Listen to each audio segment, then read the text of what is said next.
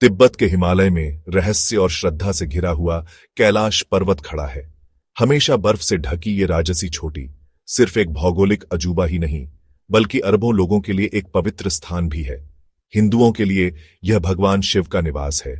बौद्ध इसे मेरु पर्वत, ब्रह्मांड का केंद्र मानते हैं। जैन मानते हैं कि यहीं पर उनके पहले तीर्थंकर ऋषभनाथ को मोक्ष की प्राप्ति हुई थी। कैलाश पर्वत दुनिया का सबसे ऊंचा पर्वत नहीं है, फिर भी इसका एक अनोखा आकर्षण है। इसका सुडौल पिरामिड जैसा आकार जो मीलों दूर से दिखाई देता है, सदियों से खोजकर्ताओं और तीर्थयात्रियों को आकर्षित करता रहा है। यह पर्वत 4 प्रमुख नदियों का स्रोत है: सिंधु, सतलुज, ब्रह्मपुत्र और कर्नाली। ये नदियां एक विशाल क्षेत्र में जीवन का पोषण करती हैं, जिससे पर्वत का महत्व और बढ़ जाता है। कई प्रयासों के बावजूद कैलाश पर्वत अब तक अजेय है। कोई भी इंसान इसके शिखर पर पैर नहीं रख पाया है। अकेले इसी तथ्य ने पर्वत के रहस्य को बढ़ाया है, जिससे अनगिनत मिथक और किंवदंतियां पैदा हुई हैं। कैलाश पर्वत एक ऐसी जगह है जहां आध्यात्मिकता प्रकृति की भव्यता से मिलती है। यह एक ऐसी जगह है जो दुनिया भर के साधकों को आकर्षित, प्रेरित और आमंत्रित करती रहती है। कई पहाड़ पर्वतारोहियों के लिए बड़ी चुनौतियां पेश करते हैं, लेकिन कैलाश पर्वत अलग ही कहानी है। हालांकि तकनीकी रूप से चढ़ाई के लिहाज से यह नामुमकिन नहीं है, फिर भी आज तक कोई भी इसके शिखर पर सफलतापूर्वक नहीं चढ़ पाया है। इसकी वजह जटिल है, आध्यात्मिक मान्यताओं और व्यावहारिक बातों से जुड़ी हुई है। धार्मिक हिंदुओं के लिए कैलाश पर्वत पर चढ़ना पाप माना जाता है। माना जाता है कि यह पर्वत भगवान शिव का निवास है और इसके शिखर पर कदम रखना देवता का बहुत बड़ा अपमान है। इसी तरह बौद्ध और जैन भी इस पर्वत को बहुत सम्मान देते हैं और इस पर चढ़ने का विचार उनकी मान्यताओं के विरुद्ध है। आध्यात्मिक कारणों के अलावा कुछ व्यावहारिक कारण भी हैं जो कैलाश पर्वत पर चढ़ाई को बेहद मुश्किल बनाते हैं। ऊंचे हिमालय में मौसम बहुत अप्रत्याशित और अक्सर खतरनाक होता है। यहां अचानक बर्फीला तूफान, तेज हवाएं और बहुत ज्यादा ठंड पड़ती है, जिससे कोई भी चढ़ाई अभियान जोखिम भरा हो जाता है। इसके अलावा तिब्बत को नियंत्रित करने वाली चीनी सरकार कैलाश पर्वत के लिए चढ़ाई की अनुमति नहीं देती है। यह नीति कुछ हद तक पहाड़ के धार्मिक महत्व और कुछ हद तक ऐसे अभियानों के पर्यावरणीय प्रभाव की चिंताओं के कारण है। कैलाश पर्वत का लगभग एकदम सही पिरामिड जैसा आकार इस अटकल को हवा देता है कि यह कोई प्राकृतिक पर्वत नहीं, बल्कि एक प्राचीन पिरामिड हो सकता है जो किसी खोई हुई सभ्यता द्वारा बनाया गया हो। कुछ सिद्धांतकार इसके सटीक रूप से चारों दिशाओं में संरेखण और इसके असामान्य ज्यामितीय अनुपात को सबूत के रूप में पेश करते हैं। इन सिद्धांतों के अनुसार कैलाश पर्वत उन्नत तकनीकी क्षमताओं वाली प्राचीन सभ्यताओं का काम हो सकता है। कुछ लोग इसे अलौकिक प्राणियों से भी जोड़ते हैं, यह सुझाव देते हुए कि पर्वत एक प्राचीन प्रकाश स्तंभ या अंतरिक्ष यान के लिए लैंडिंग साइट हो सकता है। ये सिद्धांत दिलचस्प होते हुए भी अपुष्ट हैं। हालांकि वैज्ञानिक समुदाय इन दावों को खारिज करता है। भूवैज्ञानिक बताते हैं कि पर्वत का अनोखा आकार प्राकृतिक भूवैज्ञानिक प्रक्रियाओं, विशेष रूप से भारतीय और यूरेशियन टेक्टोनिक प्लेटों के टकराव का परिणाम है। माना जाता है कि सम्मित चेहरे लाखों वर्षों में ग्लेशियरों और हवा द्वारा क्षरण का परिणाम है, जबकि वैज्ञानिक व्याख्या व्यापक रूप से स्वीकार की जाती है। पिरामिड सिद्धांत लोगों की कल्पना को आकर्षित करता रहता है। निर्णायक सबूतों की कमी केवल रहस्य को बढ़ाती है, अटकलों और बहस के लिए जगह छोड़ती है। भाग 4, strange occurrences on the roof of the world.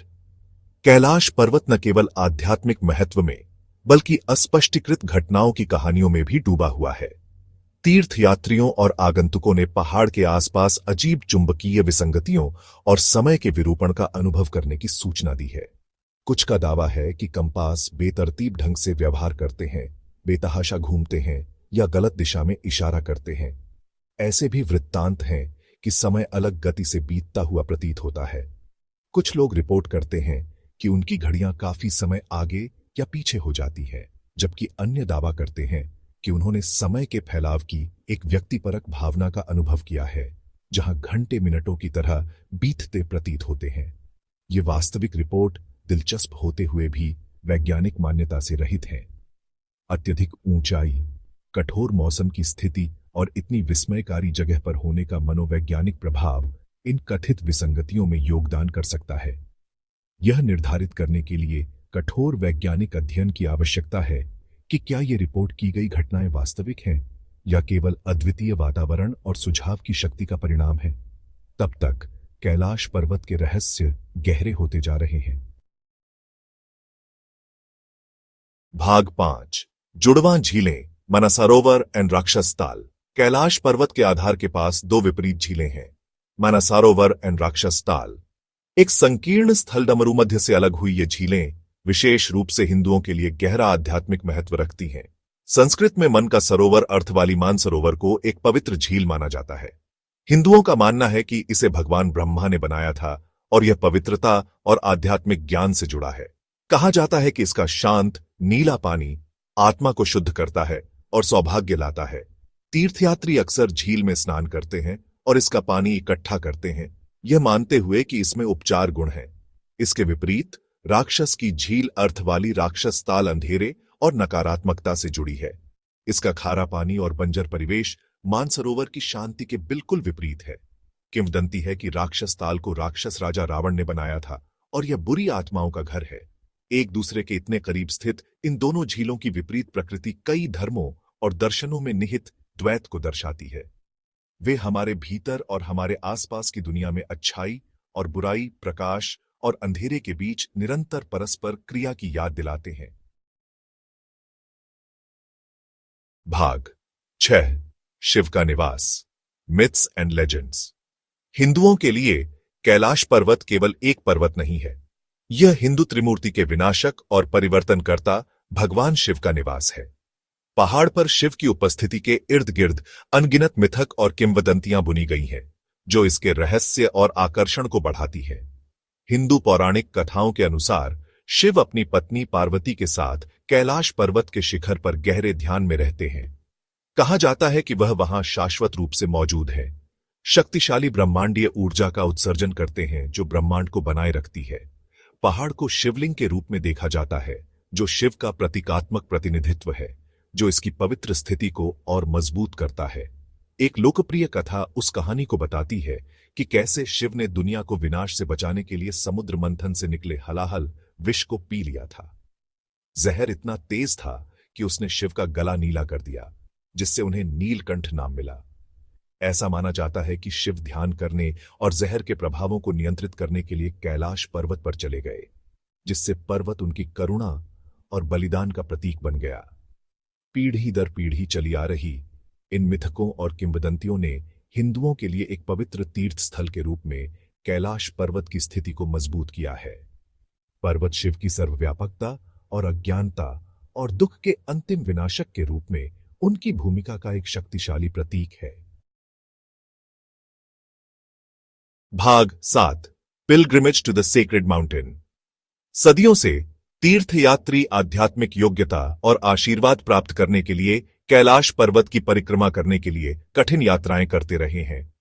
Kailash Mansarovar यात्रा, जैसा कि इसे जाना जाता है, हिंदू धर्म में सबसे चुनौतीपूर्ण और पुरस्कृत तीर्थयात्राओं में से एक मानी जाती है।